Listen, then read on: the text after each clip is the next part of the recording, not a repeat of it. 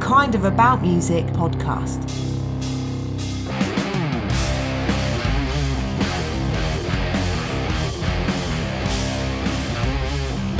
Anyway, Positive vibes. Jason Tebble, welcome to the Kind of About Music podcast.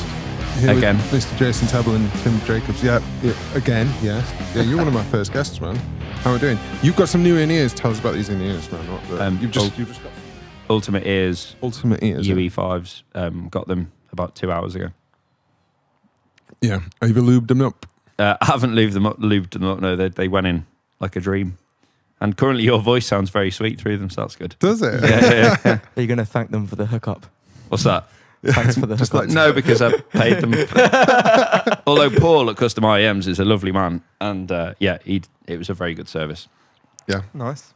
You get your ear canal moulded and everything. Yeah, I've got quite narrow ear canals apparently. You've got oval ears. And they're slightly oval, yeah. Quite tight. They're just narrow, they're small. Although, seriously, one good thing you did say is if you go through Paul at Custom IEMs, Yeah. not even endorsed, they do a thing where after, because your ears keep growing, don't they? So after, 4 years or something, you're supposed to get new ones, which are bloody expensive, aren't they? Yeah. But he does a thing where if you pay 200 quid just when you need new ones, he'll do new molds, send them off, and they just like relayer them so you can keep using the same ones. Oh, so you like keep the same drivers, Yeah, but they just change the shell? I don't think it's the shell. I think they said he does something to the shell or something. Okay, cool. But it means you don't have to buy new ones, which I thought was pretty cool. Yeah, it's weird that because I always find when I'm buying like expensive gear, I justify it by it's fine because it's going to last me forever and it's an investment. But With these, it's like it's like I'm going to spend loads of money and then do it again in a few years. it's just kind of rubbish. But yeah. No, but that's good. Because for bass players, like the molded ones are like super important, aren't they? Because you with the extra drivers, because you need, otherwise you don't get that bottom end. Get no bass, because my Shure ones don't fit my ears properly because I've got weird shaped ears. Just zero bass. Yeah, I found that when I had the Shores, like in-ear gigs were just unbearable. Whereas now, every gig I'm like, can we have ears, please? Do you know what I mean? Yeah, I just love it. I think I'd prefer him for guitar actually, because like we were at Piano Works last night and I was using the Helix that I've just got. Nice. Going straight into the front of house. It's the Line 6 Helix multi-effects board. And You can say thanks for the hookup. yeah, thanks to Luke Bullard for the hookup. When I went and bought I went around to his house to try it, and he's so nice. He was like, dude, take it home for a week, so have a play with it, see if you really want it, because I don't want you to buy it if it's not something that you really want. Whereas if it would have been me, I'd have been just like, come on, cash, go. But he was like, you sure you don't want to stay for another hour? I was like, no, I've got to go. And I went outside, and it was when it had been snowing and all that sort of thing, and I'd already had 2 or 3 days of nightmare with the RAC for my battery in my car, where they'd come out and I'd nearly missed a gig. I'd nightmare. And then when I came out, my tyre was flat outside his house, and the RAC told me there'd be an hour and a half after about 40 minutes on hold. And then an hour and a half later, they called me and said, yeah, we're going to be another 2 hours. But this was like after all the snow had finished, so there wasn't any actual breakdowns for them to do. So I was very proud of myself as a northern, I was going to say misogynist, but that's not right. Male, man, proud Yorkshire man. I went and bought a tyre iron, changed my own fucking tyre. Well done. Yeah, mate. So, but I was outside his house, literally. He was on the other side of the wall for Was he just 4 stood hours. there laughing at you, not helping? He didn't know, because I was a bit embarrassed to go in and say to him, mate, I bust my tyre and I'm just kind of, because I was like, I'm going to have to go because I need to rush. I rush off. Would have been awkward if he'd come out, wouldn't it? It was, yeah, but he didn't. So, although he did tell me he was going to go and do a gig, and I never saw him come out. So, Luke, questions to be answered. I don't think Luke likes you. No, it's great though. But yeah, with the in-ears, I think having the extra bass on the molded ones would, because on these ones, the Shure 315s, they're great, but you don't have that frequency range. So the bass and everything is just struggling for a small area. And guitar just sounds terrible through them. But you were saying last night when you because obviously, even on guitar, you need that warmth, don't you, from having that frequency coming in.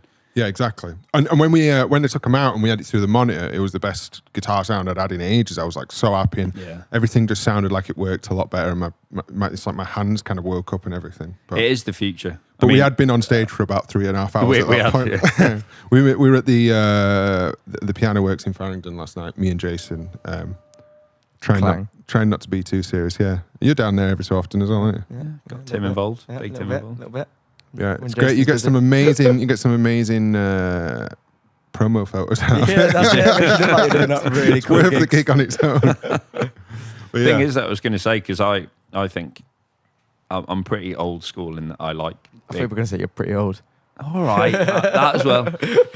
But I like, big amplifiers, and I've always been a bit skeptical. I mean, I know some gigs you have to be on ears anyway, and obviously they say don't they? The reason why that Ike bass board exists. I think Porter and Davis have done Is one that as well. the ACK baseboard? Is that the one that you stand on and it vibrates? yeah. To give you that kind of feeling that you can't get from ears. And obviously, I think that is the way forward. And the same with the Line 6 Helix is, it probably is. I mean, I've got that O2 Nemesis O2 preamp now for ears gigs because it sounds really nice. But then I did a gig Saturday night and was playing through an 8x10 Warwick cab with my GK head, and that was still so good.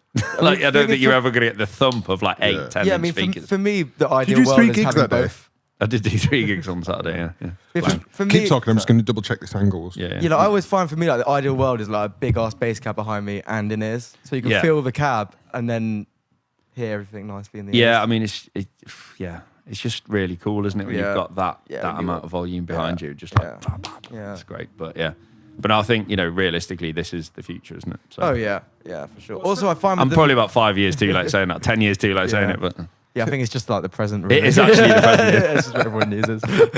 Tim, what's that thing that you managed to blag? You're like a king of blagging Oh yeah, cheap So stuff. this Wait a is second. really weird. We're getting some drilling from next door. They're fixing windows. Oh, really? I hope it doesn't come through. Can you hear it? I I can't can't hear it. hear Mate, it. I can't hear it. That's okay then. Is this your vibrator?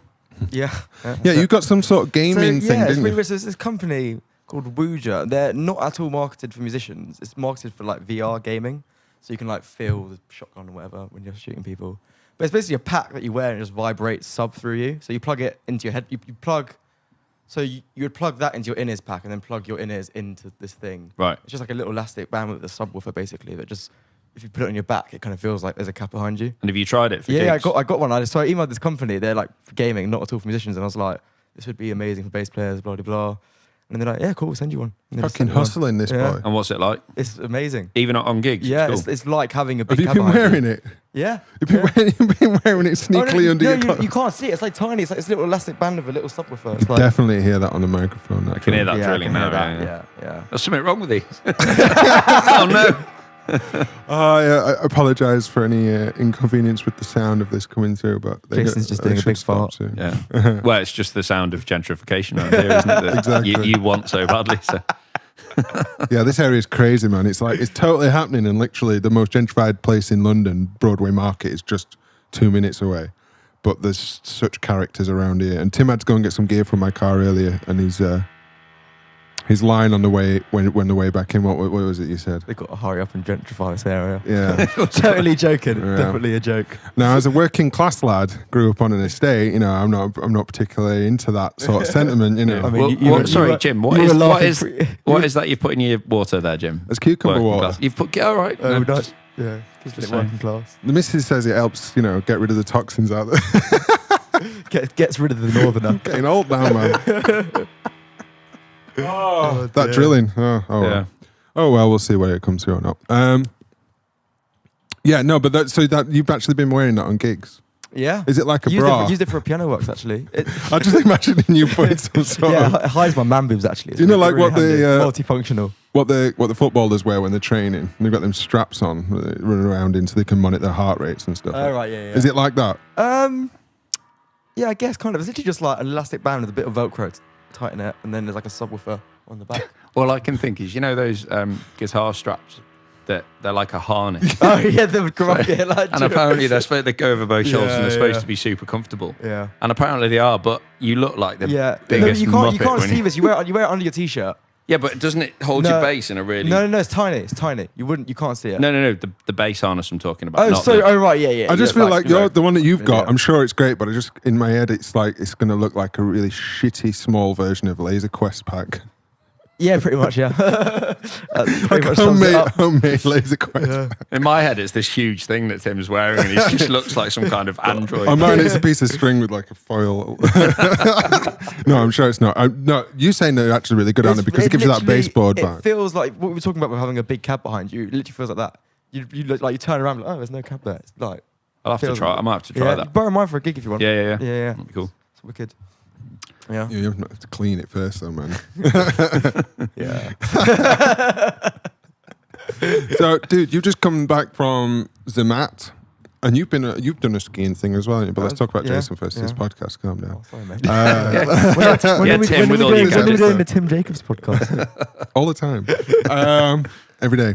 Yeah, you come back from Zermatt. You've been out there playing ski resorts and stuff like that, and you've done. You've been at the Piano Works, obviously, and you've done like what's is it Counterflow, the band that you've been working with? Yeah. Oh And well, then I've been, JJ Rosa as well. yeah. It's Yeah. been a busy start to the year actually. I've been to Switzerland 4 times this year. Wow! Didn't the first time that you went, you were late and something had happened with an avalanche. So you actually got helicoptered into your gig. Yep, that was cool. Sick. Tell us So about no, that. basically, it's just a residency in Zermatt, which is a swanky. Oh, somebody Keeping didn't it put their for us. phone on Isn't it? silent. What's this?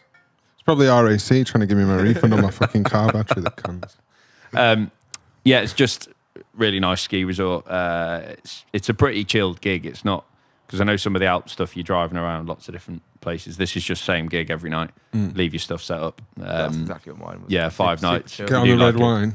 Yeah, exactly. Do a jazz set early and then kind of more party stuff. It was great. Got to go snowboarding, which I've always wanted to do. So we had 3 trips there. Yeah, but no, the first one, there was. I think there had actually been an avalanche, but Zermatt is there's no cars allowed. It's only these little electric golf buggies that drive you around the place. There's just a train in there, and the train line was completely covered in snow. Oh shit. So I think for 4 or 5 days, everyone was, being helicoptered in and out and supplies and stuff. But it was quite funny because I think it made the news over here, and it was like, thousands of tourists stranded in Zermatt. And then after I read the article, my mate who was doing a season out there sent me a picture of them all just getting smashed and eating pizza, and it was completely fine.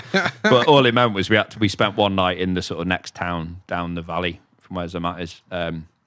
Until they could sort the helicopter to come and pick us up and take us up there, Nice. which was kind of fun. Yeah. Rock and roll, I man. really want to do heli skiing. That looks like That does look sick. fun. That does look Heli fun. skiing, what's that? So it's basically they just like fly you around to get to all like the sick bits you can't get to on the chairlifts. Right, It's okay. like super expensive. It costs like $1,000 a day. It's like silly. It's just But- so you feel like James Bond jumping out of helicopters and starting skiing. That's the only reason you would do it. No, they take I guess. Yeah, no, no. Only time I've ever been skiing was at a place called Sheffield Ski Village, which is a place in That Yorkshire. just sounds awful. Yeah, dude, it ain't great. It got burnt down about 5 times. It was like matting stuff. It looked like it was made out of toothbrush. Oh, that dry ski slope. Yeah, and like if you fell over, you'd get your foot caught in it, and your knee would just pop, Oh, and your God. ACL would be fucked. We went with school a couple of times, and I was just awful, just going too fast, and I couldn't do it. And I could imagine. it was a nightmare. But no, so that was fun. And then I went to Zurich to do one gig with JJ Rosa. You should check out, really cool artist. Yeah, And that what was- sort of stuff is it that she does? I mean, it's broadly pop, I suppose, but she's really into kind of all the classic artists, Prince, Michael Jackson. She's a girl who hip-hop. plays a lot of guitar as well. She's a isn't she? wicked guitarist as well. Yeah, she proper goes for it because I was seeing Yeah. some clips and stuff. She's like, She's crazy, man. I like in a good way. She's really fun to gig with, and the tunes are cool. There's a bit of a kind of electronic vibe to sort of the new stuff, and a bit of a hip hop kind of groove based thing. Is that why you're looking to get the Yeah, mate. Synth. I'm not using synth on it at the moment. Right. It's actually Sam Sharawi. It's his gig. I've Okay. just been covering for him because he's been super busy. So Sure. I've been doing a few gigs with her. he's a But it's beast. great. But he does the He's a busy Hoxton man. Jam a lot, doesn't he? He does, yeah. I don't think he runs it anymore though. No, I remember when I first started going to jams, and I think I went to that one and a couple of others, and seeing him just going wild. I had the same experience. In fact, we might have spoke Who is about this that guy? because we're good friends now, and we sort of swap some gigs, and we hang out and have a jam every now and again. And I I told him a while back, I was like, when I first saw you play at the Hoxton Jam, I just moved to London, I was terrified. I was like, Yes. okay, right, how do I deal with this? That It's not the jam right when you- jam to go to when you first moved to London. It's not, is is it? like, yeah, Serious fusion. maybe move back up north. It's not all right now again. Yeah. I can play Sweet Home Alabama. I'm really good at that. Valerie, anyone? That solo in Sweet Home Alabama, the second one, it packed both of them. We did it last night, didn't we? But they're a bit of a bitch, them, like, to get around. Like, it's like they were. Lynyrd Skynyrd is actually, no line, one of my favourite bands ever. Freebird. As I look like, Yeah, yeah. No, I never liked Freebird. Did you not? There was a song called That Smell that I thought was amazing, which was, I think was all about smoking, maybe. And there was, just some of the songs that are not quite as famous, like Sweet Home Alabama's great, but like the Mr. Saturday Night Special and all that all this sort of stuff that probably nobody else knows, but it's sort of, okay, they're greatest hits, but I had that on repeat when I was younger. I just loved it. But it's like, it's really weird guitar playing. The weird thing in the solo on Sweet Home Alabama is the second solo is not quite in the right key. Because it's weird, isn't it? It's like Sweet Child of Mine, where it's got D, C, and G, and you'd think that's in G, but it's kind of is, kind of isn't. When you say D Mixolydian, wouldn't it be that kind of? Yeah, but if you play that over, it doesn't like. Doesn't sound quite right, does it? I know what No, you mean, it's weird. The first solo, the that's great, that works. The second solo, there's just bits in it where you think, all right, he's going for it, and he just pulls it back, and he just can't. It makes it work. It's brilliant, and it's a right fiddly nightmare as well. It's scary, Cool. but there you go. I suppose there's a lot of stuff like that. You kind of take it for granted because you have to play these tunes quite regularly. You forget that they're actually got some really nice bits in it, or really cool solos, really cool bass lines, whatever, because you just kind of, it's just that again, Do you ever have that thing where you listen to one of those songs and you're like, oh, I don't play that. Do you know what I mean? Like, you listen to something you've been playing, and like, over the years, you've kind of like... They just evolve, don't they? Yeah. Yeah, your own versions. You haven't actually heard the original version. I not long after I'd moved down here, I'd played Ain't Nobody tons of times, but with a good friend of mine back up north who, we always just, he'd call a tune on a gig and we'd just play it, and then I'd just follow whatever he played. And I don't think I'd ever actually listened to the original, but in my head I was like, I know that tune. Right, yeah. And then I was on a function down here and started playing and I was getting some kind of weird looks from other people. I'm like, what? I'm playing the song. And then I went and listened to it the next day. I was just so embarrassed because it was nothing like what the original was. Yeah. So since then, I've always had a thing that if a tune comes up, I'm not going to take it for granted that I know it and learn it properly. And yeah. Ain't Nobody. It's like it's a function. It's fine, but if you're trying to do it in a jam night, I just don't think. I don't know if it's like for bass, but as a guitar player, like I think it's similar to drums. I think I was talking to some drummers about it as well. Like, it's so perfectly arranged, the song, that there's literally almost nothing you can do over it. Space. Like, there's no space. You're just like, if it comes up at a jam night, it's great because there's singing on it and everyone will get singing, but there's no jamming to be had over it, really, unless you really start to break it down. I don't know, you can throw a few of those tasty live bits in. Yeah, but I find those, I don't know, they're almost, some of that tritone stuff is a little bit cringe sometimes. It gets a bit set piece, doesn't it? It's like, oh, that's what we're doing. It's like, we're doing this again. Yep, cool. Ba-da-da-da. No, it's that riff at the end, isn't it? A live version with that. Yeah, I do like that. That's cool. That's cool. I do that like every time I play. Yeah. It's not very jam nighty though. No, I suppose it's not. I feel like those things are those like little live bits and stuff. When you first start doing them, it's like, oh, that's cool, and then it just becomes the song. You know what I mean? It's almost a surprise if somebody doesn't do it. Yeah, exactly right. What's wrong with you? Yeah, it's like the live hits in Treasure just became like that's just how everyone's going to play Treasure. Yeah, now, which took the kind of coolness out of it a little bit. I think. Not everyone. There's some drummers. There are some people who don't do that. Yeah, but yeah.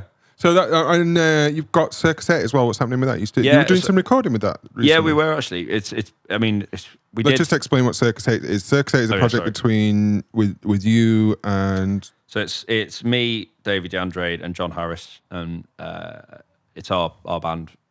We set it up, like over 2 years ago now. Wow, it's gone really fast. But we go out as a 10-piece. It's a big funk, rock, disco thing.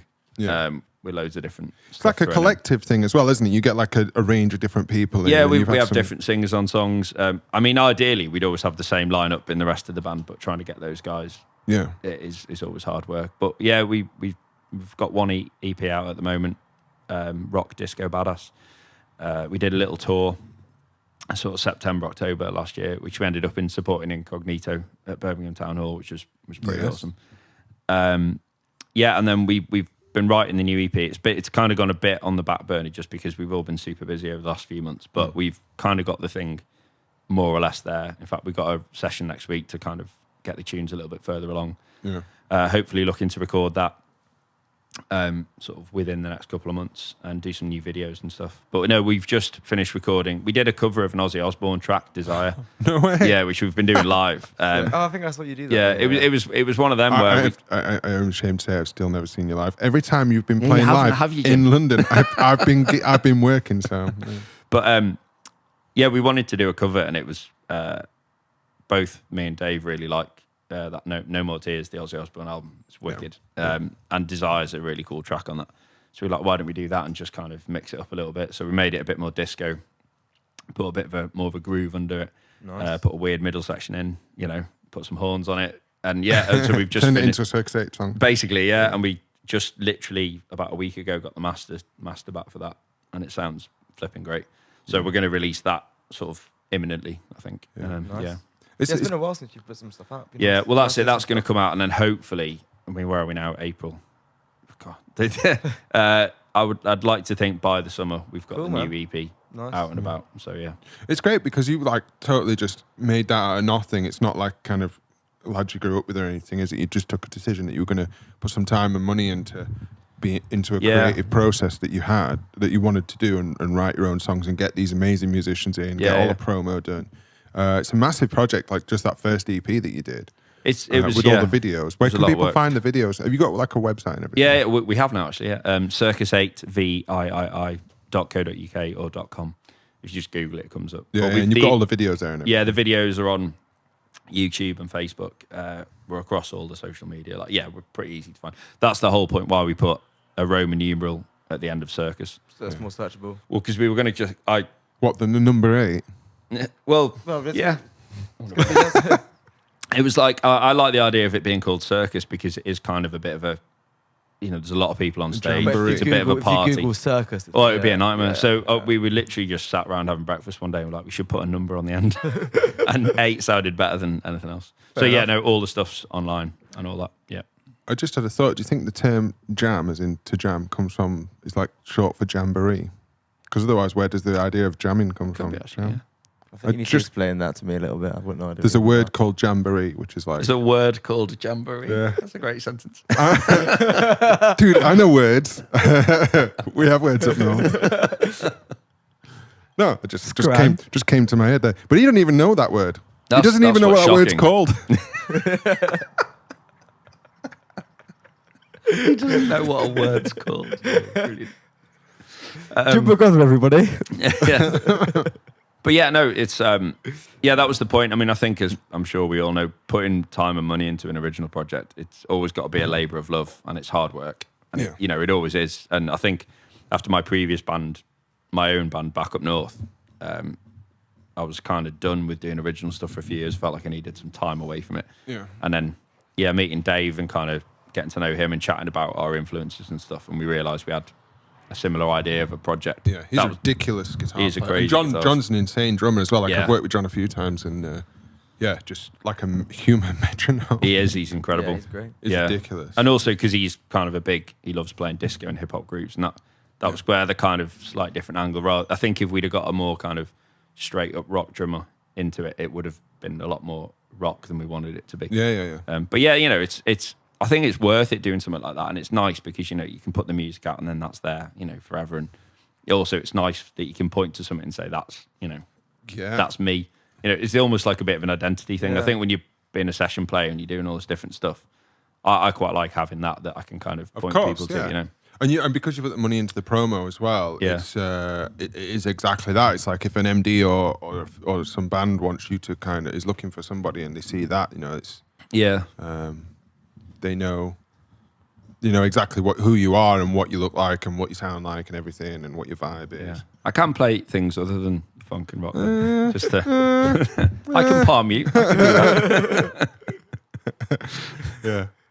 No, but it's great. It's exactly like everybody knows on our scene knows who you are and knows exactly what you do now. And I'm sure there was points when you were doing that where you were like, why am I putting all this time and money into this? Where like this is not necessarily going to make money straight away, or It's good it'd for be the soul, anything though, like isn't that. it? I don't know if I did, to be honest. Yeah, I was just, we still are. We all just love doing it. And I know I'm already excited because we've not had a rehearsal together for a bit.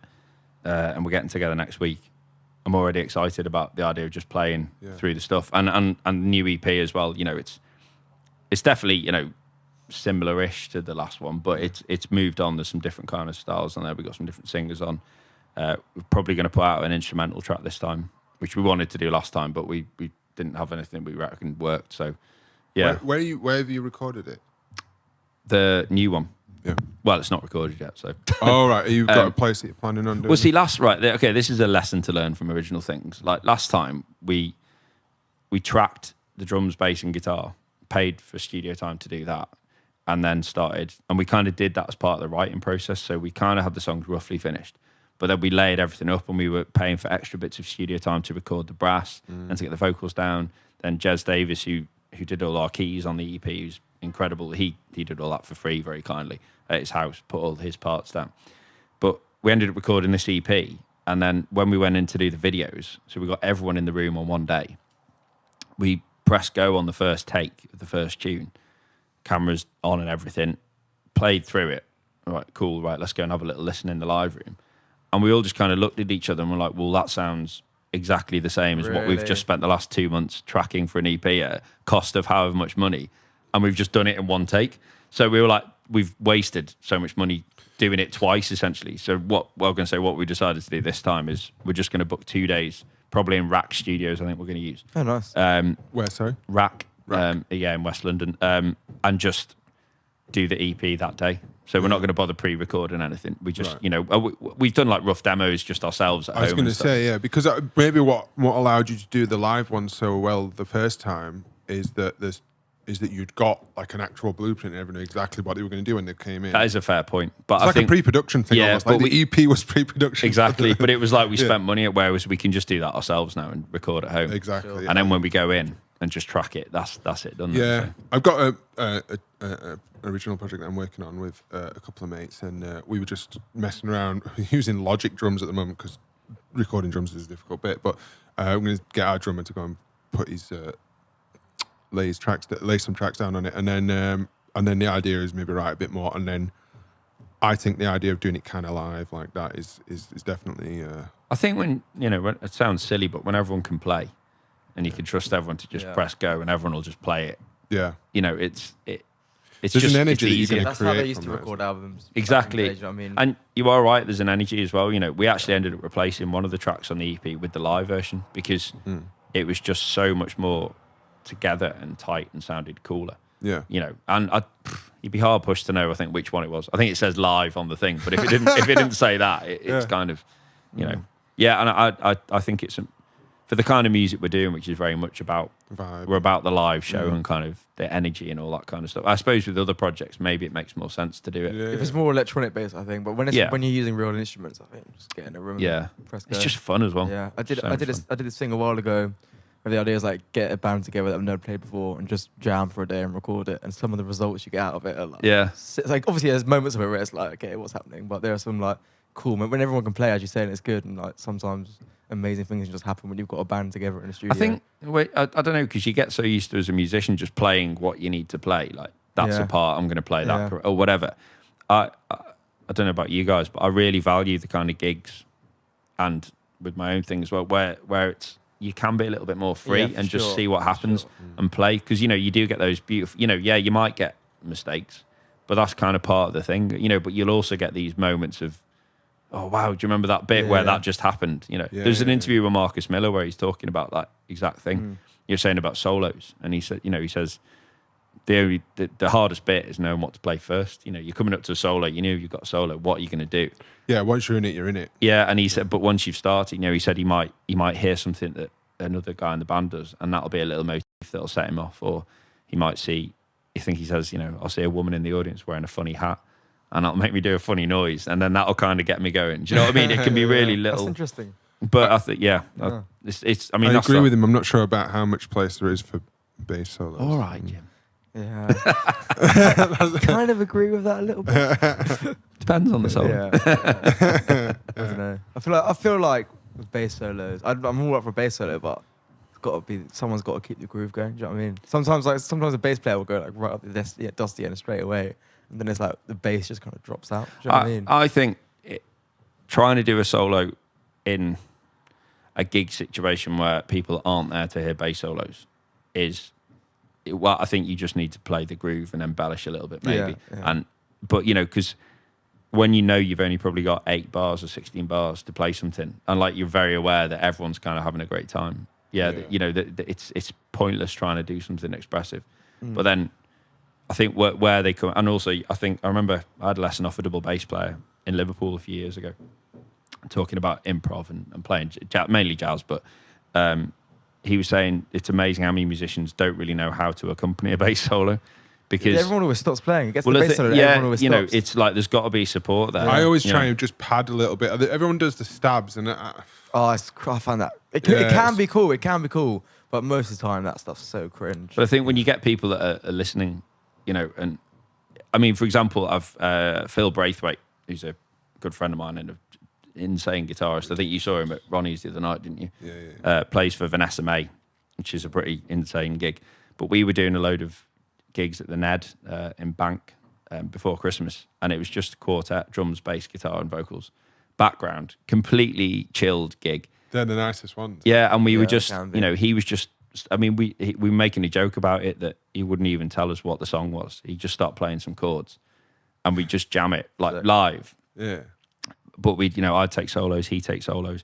But because it was so free and there was no constraint of how long you had, I feel like personally I played some of the nicest solos I've played. Yeah. And also because we were all so tuned into like supporting each other, and like, you know, if the soloist was like taking it up, the other two would back them up, you know what I mean, or drop it down.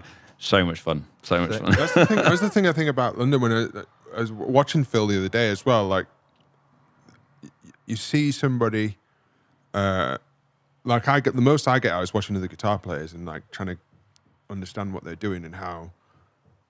Because I think if you're doing your own gigs all the time, I get locked into kind of doing things the way I am, and I almost run out of ideas and stuff. And not that you go and steal other people's ideas, but you just, do you know what? You could do this in this section. Like there was a funky thing the other day, and I just forgot about the idea of using a bit of overdrive and a wah pedal, and Phil was doing that on some song, and it's like, this is not in the way at all, because he was staying in the right register and all that, and it was great. It just added to the whole thing.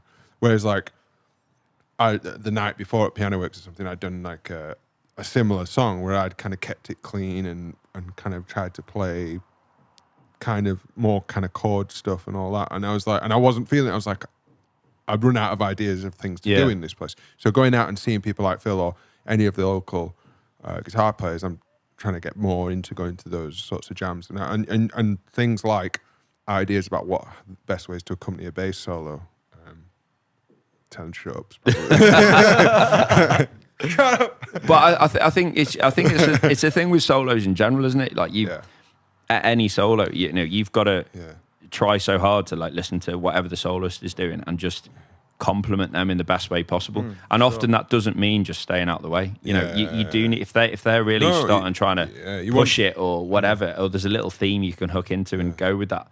There's nothing worse as a guitar player, for instance, like people guitar solo, and everyone kind of just keeps playing or the same kind of thing, and you're like, you've gone in on a big solo, shredding, and, you know, like trying to make it wail and stuff, and you just feel like the crazy guy in the room who's turned up after 8 pints or whatever, and a few tequilas, and everyone else is kind of like, oh, it's horrible. And also for the audience as well, I think they're never going to. Well, it doesn't make any sense. Much. It's just some guy playing a ridiculously loud, crazy solo. Whereas if the whole band steps up and is on it, and is listening to that as well. I find that a really interesting whole thing, I suppose. I suppose it ties into the.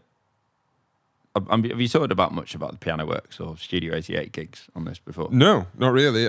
We mentioned it in passing. I mean, I suppose I'm just thinking it ties into this quite well. But so it's 2 venues in town. The Piano Works in Farringdon that's been open for a few years now, I think, and they've just opened a second venue in Leicester Square, Studio 88. And we all play on these gigs, and they're completely request only. So you've got 2 piano vocalists on full band. And there's no set list, and you're just kind of winging your way through the whole gig. But I find even with that, it's such a good exercise in listening and kind of massively. Because on one thing, on a tune that you may know like the back of your hand, it might be in a different key. The pianist doesn't mean that they know it. The pianist might not know it quite as well, so you've got to make sure you're following what they do.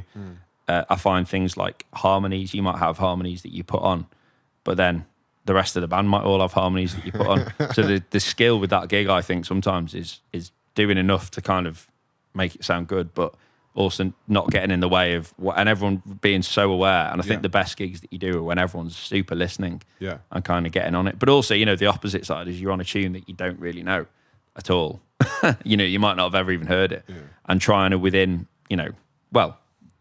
literally as you start playing, hit a groove that works. I find some of the and then make it work through the song. It's you've just got to keep your ears so open, haven't you? Some of the like musical theatre stuff can be like such a roast on that. And it's it's hard. Chord, and you're just there. Have you been on when Kaya and Lee have done the whole of the start of Lion King together? It's amazing, isn't it? There's two guys who played at Piano Works, Lee Ormsby and Kaya, and they've both been on the Lion King musical. Kaya's coming on the podcast on Monday, actually. Oh, cool. He's got a new EP out, which Great. he's just finished. And they do the whole with all the kind of the proper, not the one off the It's film, killer, but like isn't it? it's the It's so musical good. version. Yeah, it's so good. Yeah, and then the next one, like Kaya's doing Man's Not Oh, Humble by Kendrick Lamar.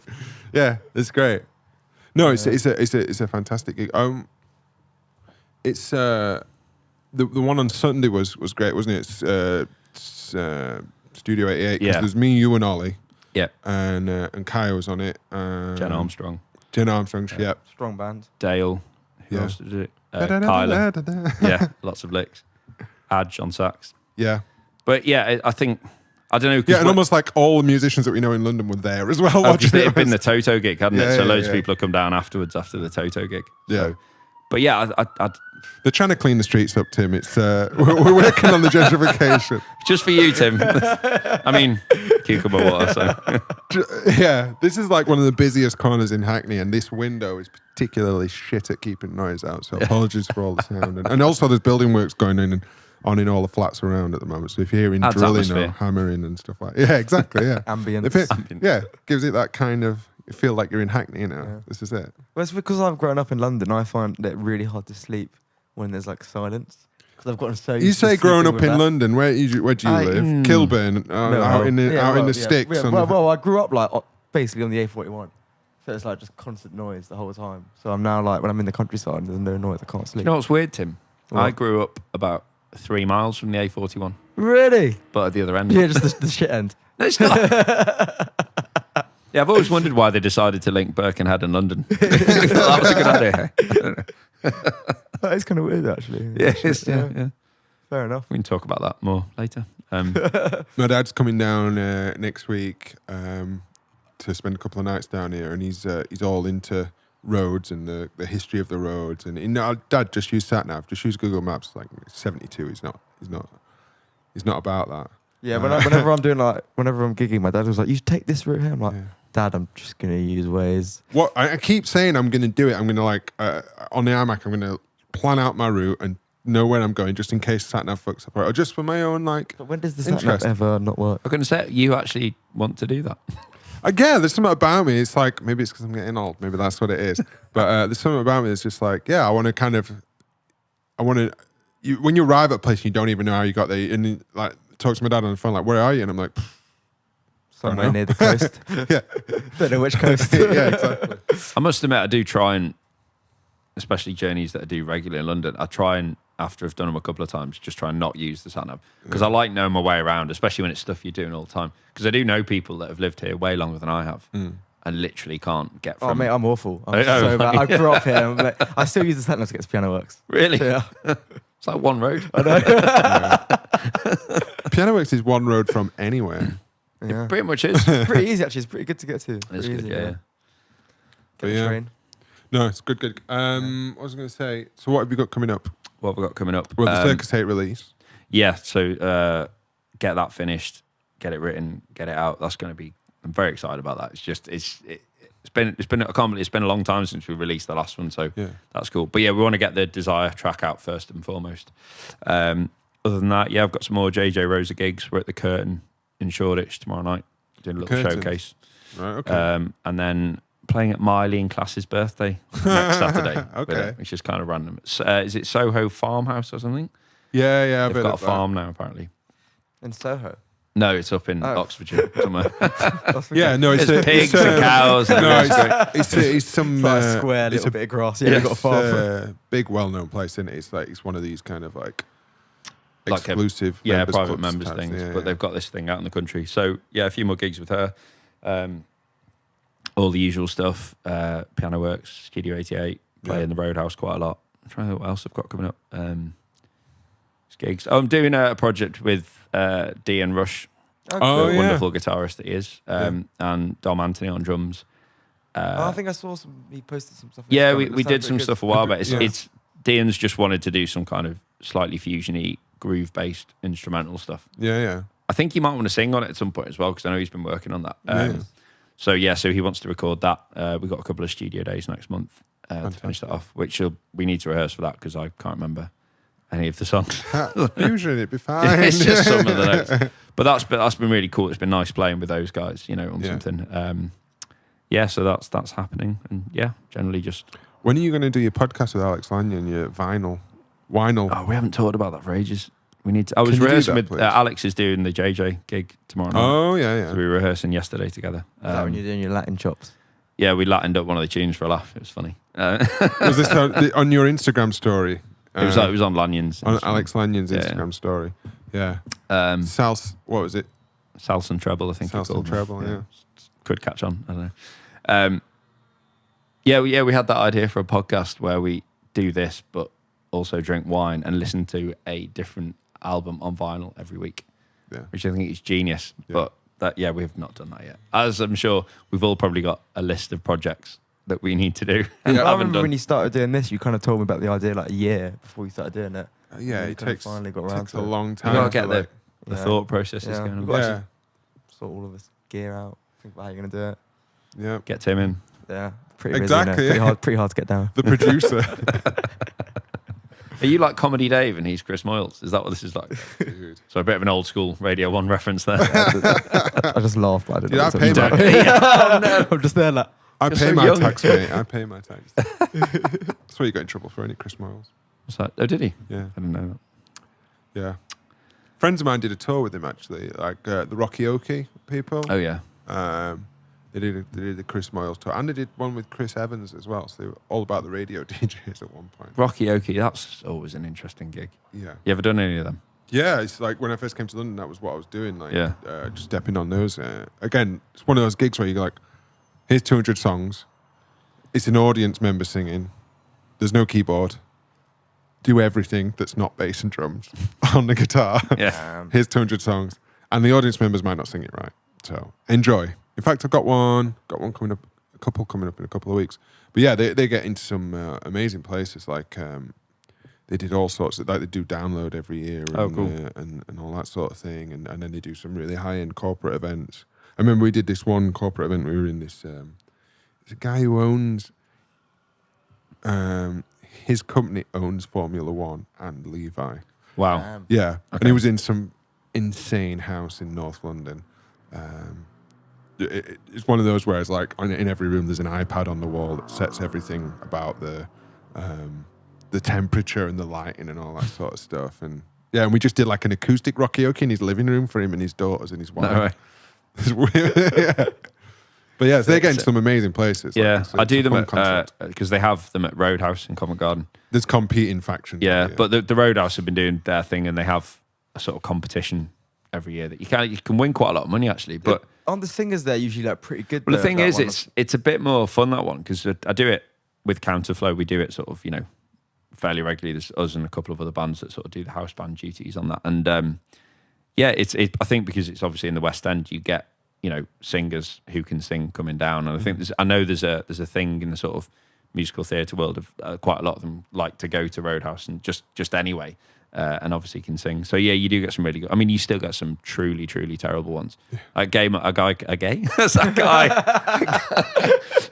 Freudian slip. A guy came on stage the other night and literally as he was walking on made a point of telling every single one of the band, I can't sing. I can't sing. My friends made me do this. And to be fair, it wasn't actually that bad. He might be gay, by the way. He might just like. Oh, that's fine. They look the same as normal people. So. Normal people. Oh, that's worse. What you just. But you get some really good singers, and it does make it easy then because you get somebody up that actually knows the song and can sing. You know. Yeah, of course. It's just the problem I think with it being in the West End and there being quite a lot of musical theatre people there is that "Let It Go" from Frozen comes up a lot. I have to play that a lot. It's the worst. And I almost know it now, so that's good. It's the worst I've had Disney that film piano works ever. a few times, and I'm just there. Yeah. Like, nope. It's not a bad one. She's done it a couple of times. It's Yeah, just a bit of a weird structure, but yeah. Ugh. I hate that musical stuff about that talking in the song, as in like when they're singing a conversation. Yeah, sort of thing. yeah. It's like it's the whitest thing ever. Do you know what though? gross. Because I've never been a massive. I've been to a few shows and stuff, and it's always quite an enjoyable thing to do. But I've never. I don't love it, It's but I feel like, especially living in London, and also my girlfriend is in musical theatre now. I feel like I want to try and go and see more. Take all of what I just said back. What's that? Yes, Jim. But no, I feel like I want to go and see. And also, actually, to be fair, we're doing the Piano Works and Studio 88 gigs. Obviously, quite a lot of those guys have come from that background. Yeah. It's kind of making me think I should probably go and see more shows. I think I agree, actually. The ones that I've seen that I enjoyed that. was I saw The Lion King and I saw great. The Mormons, both. Yeah. But not the kind of typical thing. Maybe, maybe if I went, I'd enjoy it. I'm trying to backpedal. No, it's not my thing. It's not my I thing think you at just all. talk Like, yourself out of a load of gigs, Jim. Do you you know don't what? want me on a musical theatre. I think it's like anything. It's like it's almost like you have to have, I don't know, like a frame of reference or a way to appreciate it in the same way. Because I know, especially like when I was younger, I was so headstrong about what music I thought was good and what I thought was absolutely shit. And I had no time. I mean, for example, Oasis fans, I hated Oasis so much. It just was not my thing at all. I listened to Jamiroquai all the time and, stuff like that. But now I kind of think, well, I can appreciate how good the songs are. Yeah. And also, I think as well, if anything, connects with loads of people and people enjoy it, you can't really say it's shit. You know, I was a metalhead, but I really quite enjoyed Oasis because I think one of the thing about Oasis is actually they've got the album stuff and all that, but if you hear them live, they're pretty heavy rock band. Yeah, it's pretty straightforward stuff, but it's pretty heavy, and it's not like it's not all straight ahead pop. Like it's a big noise coming out of the out of the stage when they're. I think it's almost like you've got to understand you've got to understand that genre or where it's coming from to appreciate it the most. Brilliant. I respect Noel Fielding as well. It's brilliant. Noel Fielding. Noel Gallagher. Was he in Oasis?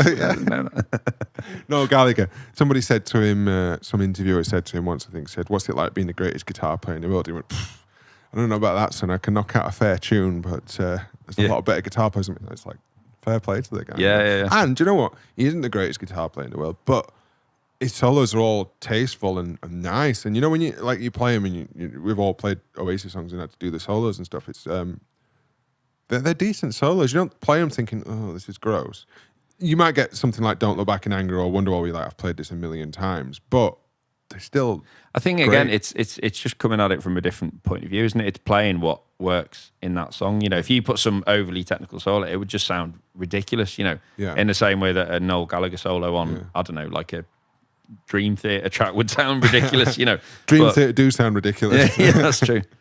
But I don't know. I think songwriting and skill on an instrument are just two totally separate things. And just because you're good at one doesn't mean you're going to be good at the other. Do you know what? That's so true. I find that people who are better at instruments, people who are not as good at the instruments, tend to be better writers because I think they're a little bit less trapped by the musicality of it, and they play something. They write something. I think that depends on the genre as well, though. I think a little bit. But I do get what you mean for sure. I think as well, it's just where you've spent the time. If you've spent more time making stuff up and writing stuff on your instrument, then you have maybe worrying about certain technical aspects. You're going to be better than that. Vice, and the other way around. If you spent more time drilling technique, you're going to be better at that, isn't it? 100%. I mean, I could. There's a guy that I guess he's still releasing music now. A guy called Shane Beals that I did a couple of gigs 4 years ago. I think he's originally from. I mean, he's probably not going to listen to this podcast, so it doesn't matter. But it's either Australia or New Zealand. But I know that's bad if you get that wrong. One of them. But he went to Lipper. So a few of my friends played with him. Jack Stevens, I don't know if you know, bass player, played with him for a while. He lives down here. And yet he's a complete genius, this guy. I think he spent 1 year years ago where he wrote, he put out a new song every week for the year. Bloody hell. Yeah, that's good. Something like that's a good. But discipline to get into. It's just incredible songs. In fact, I know the reason I think the reason he didn't kind of, or hasn't been more successful than he has is because he can literally write anything. Yeah. So his back catalogue of music, even though it's huge, I think it's hard for a label to kind of pin him down and go, that's what he does. Yeah. But honestly, one of the most stupidly talented people I know. I knew him as a keys player and a singer, and I knew he was a really good guitarist as well. I then found out that when I was learning the tracks that he played drums. He's originally a drummer. Let's kill him. Really? Yeah, but I would say he's probably one of the very rare examples of somebody that is technically an incredible musician and also can write just amazing songs. That thing about writing and releasing stuff all the time, or not necessarily releasing it, but writing all the time is something. I heard Paul McCartney, he writes a song a day. Like that was always his thing. He was always going to write a song a day. And like, what a brilliant, like obviously it pays off, you know. Yeah. Because it's that 80-20 rule as well, isn't it? Where 80% of what you write is going to be dog shit, and then the 20% of it's going to be great, and you've got to go through enough of it to. Yeah, it's true, isn't it? It's just trial and error. Hone your skill and stuff like that. I was watching. There's a great documentary I was telling you about last night. It's the one with. It's the Dr. Dre documentary on Netflix called The Defiant Ones, and it's him and Jimmy Iovine, and it's showing you the progression through both of their careers, and he was just saying about that thing about just doing it every day. And Jimmy Iovine would be phoning up these artists like Gwen Stefani and Pharrell and the Black Eyed Peas, and they'd like have these hit records like, I don't know, Where Is the Love or something like that. Jimmy Iovine would be like, right, great, where's the next one? I need another one like that, I need another two like this, keep going, you know, you need to do this all the time. Growing up, I didn't know about that. I didn't know about that, the graft of songwriting. So I was writing metal songs with my band, but we'd have like the same 7 songs for 3 years. I wonder why we weren't getting anywhere. Well, partly because it's metal. Yeah. Partly because we weren't very good. And then also we're just not writing. But I think that's where you don't think about the process, do you? With somebody like Dre or something, you just see the end result of how successful they've been. But you're right, he's put the hours in doing it. I mean, the interesting thing with him as well is actually, I never realised, he can play. The guy, he does all he can actually play keys to a quite high level. And he produces, he's in there with like live drummers, like moving microphones around, like on the actual, because I thought he was one of those type producers, like a film producer, where he's like, yeah, I want this guy and I want that guy, and make it sound more crisp away. But no, he's like a guy who's actually it's weird, the documentary, because everybody is kind of saying how good Dre is and all this, and you kind of feel like it's a bit of a vanity piece, but they're legit like saying like, I don't know how this guy is so good at so many things. Yeah. And just a super driven kind of creative guy as well. I think it's interesting as well, because I clocked this more recently. I used to run, again, before I moved down here. I've always written songs since I was younger, you know. It's been, I think I remember... Written. Yeah. But, you know, I remember even when I sort of started getting to play bass, I probably spent just as much time trying to make up lines as I did learning stuff, to be honest.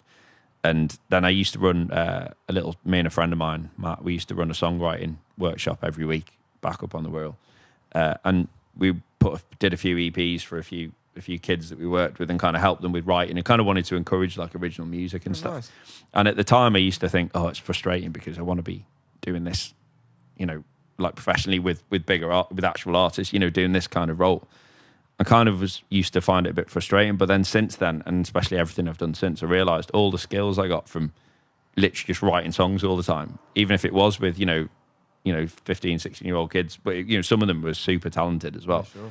It was like, you're just still writing, you're getting into that way of thinking, and also producing as well, because we were going into the studio with them and recording this stuff and releasing it, and, you know, like, did we release it? I think we released some of it. But, you know, it was kind of all that stuff has helped me loads like later on. At the time, I don't think I've realised that, you know, it's just like... It's weird how things that you do that you don't think is going to help you in the future, to kind of all the skills come together, and it's weird how that works. I think anything you're learning is going to be useful, anything musical you do, I think, is going to... Eventually Tim's going to be playing bass going down a ski slope. he'll do a right song where that's the music video. Have you seen there's I can't remember the band's called, it's like a roaming like function band that did that for their promo. They're all like pretty good skiers. and they're just like really? they're just skiing around, like singing and playing guitar. And it's sick. It's quite good. That's crazy. Yeah. There you go. I imagine the music might have been pre-recorded and that. Like, Yeah, where are the for microphones? Sure, yeah. Bluetooth microphones, just like Just that. hear the mic. Dude, where can we find you on social media and stuff like that? So with Circus VIII, also we've not even really talked about All in Good Time. I don't know, if something you want to give us a little rundown another of. thing I need to do loads of work on. It's Jason Tebble, aka the CEO, aka JT, aka Salson Tebble. Bass and treble. Yeah, All in Good Time, my Fingers. team building company, getting people. Talk about that later. Yeah, no, we had a great year with that last year. That's, working with big corporate clients, getting them to play music and all that. That was just the worst lead into that. It was, wasn't it? Really bad trying to talk about corporate stuff. It sounds worse than it is. It's not, yeah. But we had a great year. I know you work on a lot of those events. They're really fun. Yeah, we went out to LA, didn't we? We went to LA last year.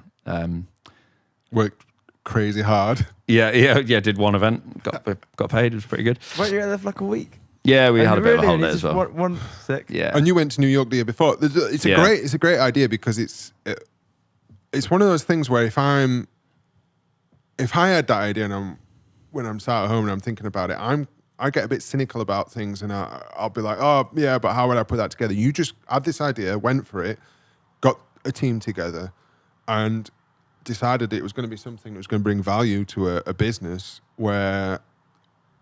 They're doing a lot of times the same thing all the time. They're trapped in their own world and they don't have an outside creative point of view, and there's a lot of pressure and they're working a lot of hours and stuff. And then we come in with this workshop where we're teaching them to play a song in an hour and then teaching them to arrange it and then to perform. And you don't realize something that you take for granted as a skill that you have, that you just show somebody, like a group of people like that, how to do it, and it's like they'll become like kids. Yeah. It might be that it's like for a day they're kind of like, oh yeah, we're gonna take these lessons, and maybe sometimes they forget them or whatever. But I think even if it was just that, it's still a huge value to them. But I think actually it's. Do you want to do some sales work for us? Because you just described that very well. It's really good. There you Well go. done. And dude, I'll send you my rates. And if the company actually take on board the advice, the viewpoints that we bring to them, because we do the debrief and all that sort of thing, and explain how this relates to problem solving and things that the band does and musicians have to deal with all the time. It's basically because like we've talked about today, all when you're on a good gig with good musicians, say it is something like the Piano Works or whatever, or other gigs as well, when everyone's tuned into what is going on and is in the moment and is listening to each other and supporting each other and that feeling. And you also know when that isn't happening. And I think like that happens obviously in the wider world, like in the corporate world all the time. But I don't think it's quite as obvious when people aren't, well, it probably is, when people aren't listening to you or taking your advice on board or listening to people, or dismissing people's opinions. Trying to synergize with other people that are going on, because I think that's one of the things, like from working at Piano Works, we notice,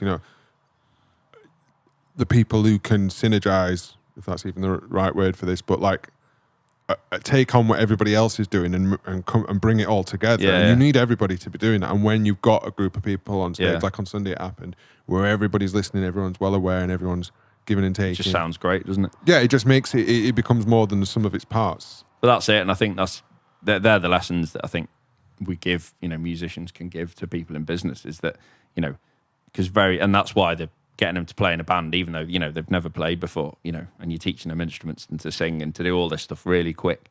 But when they do it, they it's really obvious if something doesn't sound good, whereas, so it's a really easy example, and then you can kind of easily draw that back. So no, it's been... But also, not to blow smoke up your ass, it's just another example of where that's the northern term. I don't really even know if it makes sense in London, but no, more gentrification going on here. Coming to clear it up, clear the streets. Seriously, there's some incredible characters walking around down there. Just like, wait a minute, let's wait for this sign to go. That's quite loud. We're just trying to bring you some atmosphere, some of the East London. East London. Yeah, if you're listening to this around the world, all your worldwide listeners. Exactly. This is what it's like. This is London. This is the streets. Yeah, man. It's another example of you taking something and it's a lesson that it's something that I try and get from your approach to stuff, because you just dropped everything, came down to London. You weren't 21 when you came down. But and that's it's a scary proposition, and not only just got on with like I've maybe focused more on like trying to do things. I mean, I'm saying that I've got these podcasts and stuff, but trying to do things like workman-like and get the gigs and learn the songs and do this. But you've not been scared to take these creative ideas that you've got that if you just said them to somebody could dismiss them, go, yeah, maybe it sounds right. And that my voice in my head does that to me all the time, and I don't follow them through. But you're testament to the fact that if you've got these ideas, to believe in them yourself and just go for them. And you were saying it's when we were in LA, me and my girlfriend were talking about it afterwards. Like, what seems to be one of your powers is that somebody says your superpowers, your Liverpudlian superpowers is that you can. Somebody said, well, what are you going to do about the health and safety? What are you going to do about this? What are you going to do about that? And you said, I don't know, I'll figure it out as you go. And that's really important. And again, it's what Jimmy Iovine and Dr. Dre on the documentary the other day. It's the same. I'm just like them. Yeah, but it is that mindset. It is that mindset. You've taken an original project that a lot of people know about and a lot of people have been impressed with that could have just been an idea that you never got round to. I think, to be honest, it's a good lesson to learn because it's not just, don't just go for the thing that pays straight away. Do what excites you, and that's what they were talking about. It's interesting because I'll be honest, necessity, isn't it, really? I moved down and I wanted, obviously you just got to make a living, hence why I spent a year still driving back up to the Wirral once a week. Is that what you have to do a day I did the teaching. same. I was at 3 hours there, 3 hours back every week. You just had to, until I had enough work down here to kind of quit that. But so a lot of this stuff, maybe not so much with Circus VIII, because obviously that, to make money off something like that is a lot harder. But with other things I've done, I suppose the aim was, I need to make money, I've got to be able to live, But yeah, and I suppose I have kind of just gone with it and done them. But I will say this, I think like we were saying before, the idea for All in Good Time I had probably 8 or 9 years ago. And it was only 3.5, 4 years ago that it actually happened. And it was literally, and the same with Circus VIII, I'd had that idea for a band like that for quite a long time. And I think it'd always been in my head that I'd like to do it. But I'd say in both instances, the thing that's been the trigger, because I think I'm naturally quite lazy, to be honest. I feel like I'm quite a lazy. And I kind of look at what I've done and I think, well, I've obviously... Which is probably why you went for bass rather than guitar. Yeah, exactly. Less strings, you know what I mean? But, it's like... I kind of, I look at what I've done and I think, well, I have, I'd like to think I've achieved, a reasonable amount or whatever, but Clang. It's like, I think it's all about meeting the right people to do it with for me, because I don't have enough motivation on my own, I think, to have carried these ideas through. And like All in Good Time, I run with my sister and George, our other business partner, and it was only through speaking to them about the idea that actually kind of crystallized. It was giving you a bit of faith. Actually, this could be something quite good. And also when you've got somebody else involved, and the same with Circus VIII with Dave and John, as soon as you got that other person there going, oh yeah, this could be really cool, all of a sudden, like, there's then a couple of you then, it's like a team effort to try and make it happen. And I find that, you wake up one day and you're not feeling particularly motivated. And I think because we're creative people, you know what it's like. You can be a bit of like up and down all the time. Sure. Having somebody else going, oh yeah, let's do this, or being excited about something means that it's easier to motivate yourself to do it then, I think surrounding yourself with kind of like-minded, hard-working people is a huge part about being successful, really. I think it is, any industry, I think. Also, because what you're saying there about the voice in your head, I think the more people around you that have got, sounds so cheesy, but essentially a can-do attitude. Like, you say something to them, they go, yeah, just like go for it, People tend to be I think people tend to be more like that about other people's stuff than their own stuff a lot of times. Sometimes, But, and then you'll get somebody who's just way too much about their own stuff. I think if you're like motivated and sort of strong-willed enough on your own to carry an idea through, then that's great. But I think I've learned that about myself, that if I can involve other people in an idea, one, it's the journey's more fun because you're having it with somebody. So rather than just being on your own and getting no kind of real reward, when you're working with other people and they do something cool or you do something cool and you go, oh, that's great, let's do that. It complicates things, but it's worth the price. It's worth it because I think it's more exciting and you kind of enjoy that whole process as well. Rather than just being obsessed with, like, I want Circus VIII to be one of the most famous bands in the world. Or I want All in Good Time to be this multi-million-pound like multinational company. I mean, both those things would be nice, but I might never get to those things. But all the other stuff that's happening anyway is kind of just fun. So it's like it's worth doing anyway. It's like. So is there other people who are running that with you, the All in Good Times thing? It's me, my sister Rachel, and George Harvey. We're the 3 directors. Right. Okay. Cool. Right. I didn't realise that. The idea was my initial idea, and then I realised there was just certain things I didn't know very much about in terms of mainly getting the business, to be honest, and also the kind of that translation of what the lessons are we can learn, translating them across the business. That's where George sort of came in. And my sister, has got a bit of a sales background, a managerial background. So, yeah, it's kind of, we've all kind of got different roles in the company, but cool, nice. It's generally me moaning at everybody on the events and doing all that, but yeah. But no, it works. It totally works. And the thing about the social element to it, it's getting other people involved. It is huge because it becomes overwhelming. Any project becomes overwhelming on its own. When I was starting the podcast, like the first thing that I made sure I did is tell people about the idea, because I wanted them to convince me, as daft as that sounds, which maybe is like I think it's probably a weakness of mine. I just need to probably believe in my own idea a little bit more. But I remember I was talking to Shantae about it, and I was talking to you about it, and I think I mentioned it to you and Nat and a couple of other people. And I'm like, no, that sounds great. You should definitely do that. When are you going to do that? When are you going to do that? And I was like, I'm not sure anybody come on it and anybody would be interested and stuff. But yeah, it was great, and it's interesting to quite a lot of people now, and that's great. And it's, if I'd have been trying to set it up on my own every week and stuff like that, like Tim, the producer. Big Tim over there. But it's great. Like, it's great having you, and when Ollie's helped as well. I can plug in some microphones. Yeah, and the lights and stuff. Just about. But it does make it it makes it real to have other people there. It's kind of like, it makes the whole thing real. And I think that's, you add complication, and you just got to let go a little bit of not throttling it to death, sort of thing, And I think, because I know, I think you're probably a bit like that as well. Maybe you are as well, actually. But like, I'm quite annoyingly stubborn sometimes. And if I've got an idea, I want it to be that thing. And I think anyone that's worked with me regularly will know that I'm like that, and it's probably quite irritating. But sometimes I do feel really strongly that's what needs to happen. But then, and that's important as well. If you've got that vision, and you're the one who's. But on the other side, it's good to have people going, hang on, no, I mean, it's been quite funny. We've been doing some new promo videos for All in Good Time that Dan Coffey's been doing, who did the Circus VIII videos as well, and they look great.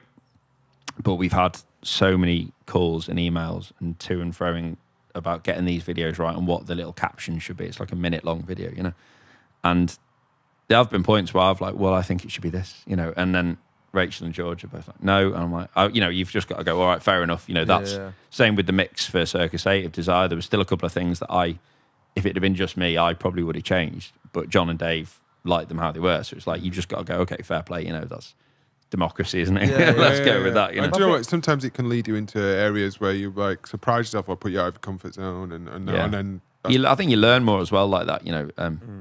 But yeah, it's just part of being like a human in society. Exactly. Really. It's just learning to compromise with people over things. Exactly. Can't have your own way every time. I think it's still good to have a strong vision of like. No, go on, it's growing up. It's such a proud moment. But I think again, that's another lesson I think you learn from being a musician as well. You can't be too headstrong all the time. You've got to compromise. I think there's a balance with that though. There's somewhere of like having a strong vision of like, I think this is how we should do things, but then being able to compromise. Yeah, that needs to happen sometimes. It's balance, isn't it? Yeah. Because your inputs. Say you're on a session or something. You might feel like you've just got to play the parts that the artist has told you to play, but then you might have a better idea. Yeah, and it's knowing when to kind of say that. Have you heard the story with, it's on the documentary, I think, for Steely Dan, as a bass player, is it Chuck Rainey? Yeah. He said, oh, what about this? And it was a slap and pop line, and he said, we don't want any of that slap and pop shit on this song. And he was like, he's playing it like them, and it wasn't right. And then he just kind of turned his back and played it so they couldn't see. And then they were like, what's that? That's the thing that we want. And he was slap and pop, he just wasn't showing it. Like, I don't know how they didn't realise, but yeah. And then that was like an iconic line. There's another story song with Marcus Miller, because he's on Never Too Much. That's him on bass. And is that right? I didn't realise that. You're not? No. All right. But yeah, the really famous like Slide, at the start of the song. In an interview, he was saying, you know, I've seen this. Yeah, I was like, he was 21 or something. It's a little bit corny. But he was so saying, young. he was like, you know, in the session, and he was like, you know, I was really young and cocky and full of confidence, and I was just being cheeky. So they counted in, and I just had to do that. And he's like, describes, you know, the way you are when you're sort of in that zone. And that's now, I mean, so you know it's that song before anything's even come in from that I've one been line. on gigs where I haven't done that. People have looked at me like, Yeah, it's like you've got to play yeah, it, you know? Yeah. And that comes from just being a bit headstrong. So yeah, I mean, that's a little example, but yeah. Yeah. Awesome. I think we're going to run out of space on the old discs in a bit. But let's. So you've got Circus VIII. We've got All in Good Time. We've got other things. Got JJ Rosa, Counterflow, all this stuff going on. Give us some social media links and websites. Just Circus VIII, Circus VIII on any social. It's always good to get more likes and stuff with that. Yeah, check out JJ Rosa. She's wicked. She's definitely worth checking out. All in Good Time, ingoodtime.com. Yeah. We post quite a lot of interesting stuff on social media now, and we've actually had some articles written that we've commissioned about kind of different aspects of music and how it's quite beneficial. So it's probably worth giving us a like for that kind of thing. And you've got Instagram or something like that. Jason Tebble, that's me. I'll put the link in the description. Dude, thanks so much for coming down. Thanks for having me. Apologies to the audience because there probably was some background noise going on in there. There was like all sorts going on around here. But thanks so much for coming down, thanks man. And check out Circus VIII's new EP when it comes out. Yeah. Or don't. All right, Tim. Tim. The Kind of About Music podcast.